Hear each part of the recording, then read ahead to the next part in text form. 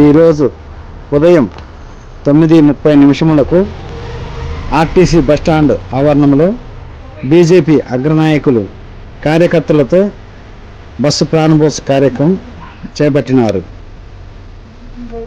Rajampet RTC వారు ప్రత్యేకంగా రాజంపేట నుండి డైరెక్ట్గా పీలేరుకు బస్సు వేయడం జరిగినది.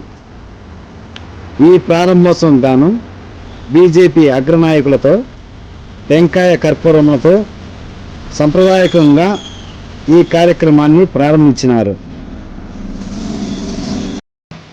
ఈ యొక్క కార్యక్రమంలో భాగంగా ప్రత్యేకంగా ఆర్టీసీ బస్సు డ్రైవరు కండక్టర్లను శాలువా వేసి సన్మానించి గౌరవించారు.